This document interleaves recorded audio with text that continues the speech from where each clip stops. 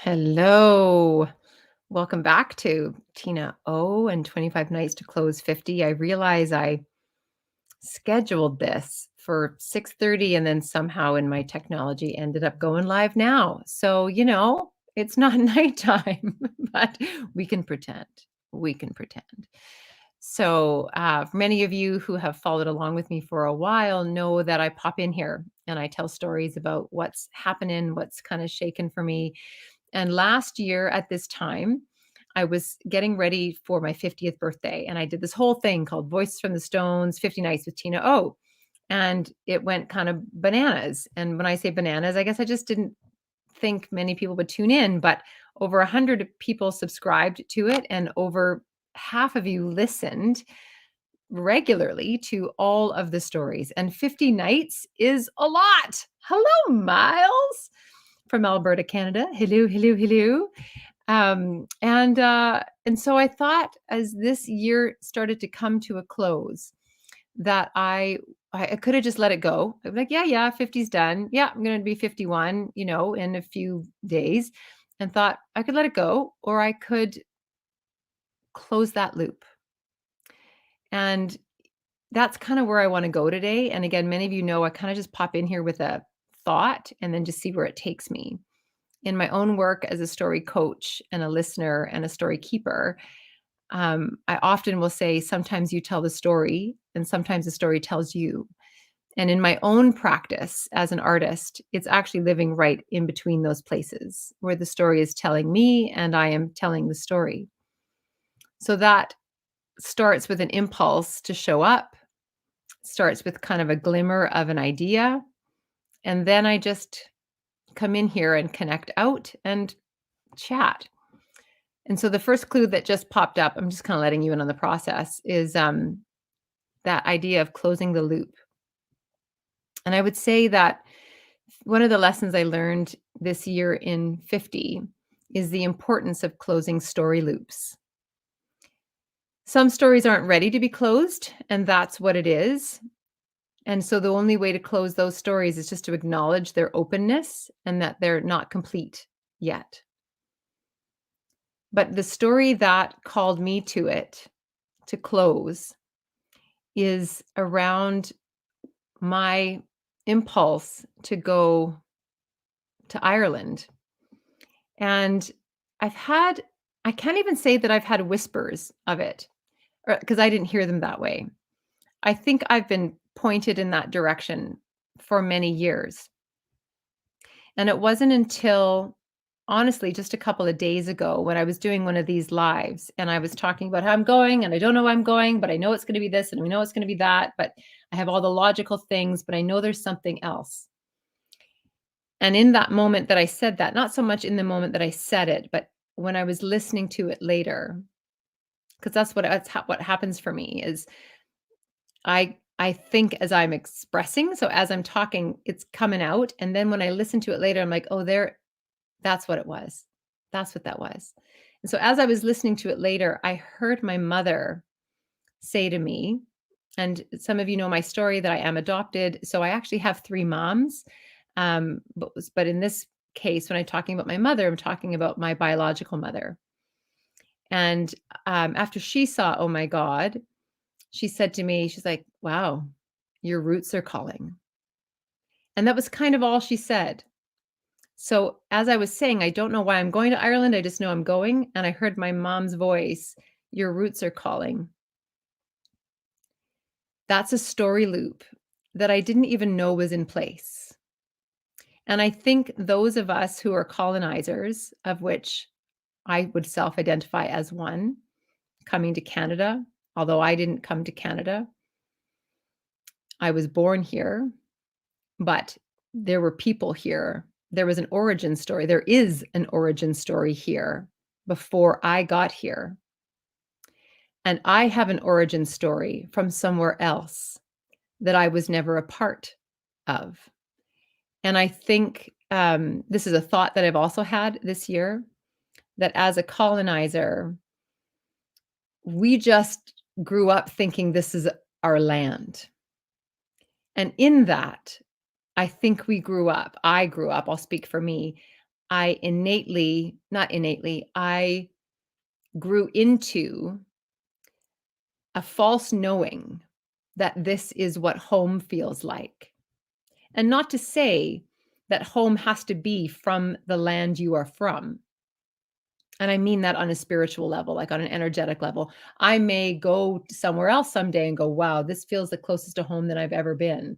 I don't know. But what I'm pointing to when my mother said, your roots are calling, that the underbelly of that is my origin story is calling. That would be the next interpretation or the next whisper that would have come from that. Now, in my own work as a core story person, what I do with people is I track because I always notice that there's actually no new information. There's no new information for any of us. The story of who we were before we got here and the story of who we are after we are gone is always already there. And when we can track, or when I track anyway, like these crossroad moments in our lives or these multiple whispers that we don't even recognize as whispers until we're looking back and going, whoa, that's been whispering at me for a long time. As we track all of these things, they're simply guiding us to the same place. And it's only now that maybe I have a sense of humor about it and I'm not so tight-fisted. I'm not like white knuckling my truth. I have a sense of humor about it. I can look back and go, dear God, I think I have, like everywhere I turn, there's an Irish person that I'm talking to. The other day, I was on a call with Friesen Press, and the person that was having the call with me, I said, I don't want to guess because I don't want to be rude, but can you tell me where your accent is from? And she's like, oh, yeah. She said North Ireland. I was like, oh, I was going to say Ireland. And she's like, yeah. Anyway, the number of times that has happened in the last year has amplified. I almost went to Ireland with my friend Katie Hunt Sturm 2 years ago to lead um, a story and spirit workshop. We didn't even know what it was, but there I met Philip McKernan when I watched his piece on Awesomeness Fest. Um, that's where when I was really intrigued about this authenticity thing about 8 years ago, and I was like, "Who's talking about authenticity?" And there were 2 people. One of them was Philip McKernan, also Irish, who happens to now live in Ireland. And all of these things were like kind of nothing at the time. They were just kind of like shiny things I was like curious about. But now 50, which I really do think 50 is a gateway year. And I don't think you have to walk through the gate. I think it's always a choice. But it was a gateway year for me. And so to write a show about Ireland that I didn't know I was going to write about Ireland until I was writing about Ireland, where there's a specific line that says, this is a Canada and Ireland story. So I'm going. I know that I'm going now without knowing the knowing I have, which sounds a bit weird. Meaning I won't know till I get there what the deeper roots of that knowing is. But I know that I'm going to close a story loop around questions, perhaps curiosities, perhaps of my origin story, which will then open up a new story loop or an extended, a ripple of that story. There'll now be another one.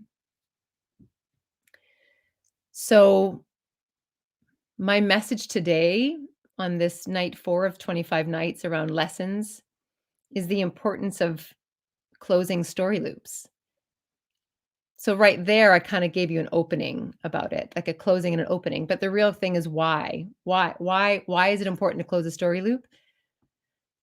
What I notice in my own work and in my own art work and in my work with clients, and I work with people who feel called to express something, whether it's a book or a show or a keynote or something, but they actually feel like it is bigger than them. The impulse to do it is bigger than their brain. And so the way I put that is they feel called or compelled. Doesn't have to be religiously connected. It can if that's your language, if that speaks to you, but it's not about that. It might be about that for you. To me, it's just an organic yes, a yes that's bigger than you. And what I notice with people I work with and myself, that unless we're willing to really listen to those calls inside of us, to allow that story loop to close, it literally haunts us. And I mean that in a good way. Sometimes not, maybe, but it follows us around. We don't have to. But what I want you to consider and what I considered for me and am considering for me is what happens when I say yes to that.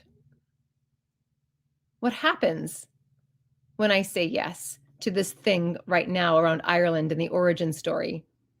What happens inside of me? What happens in my life? And if I don't close that story loop, what piece of beauty, what exquisite landing am I left in waiting of? And I don't have any judgment about that. You know what I mean?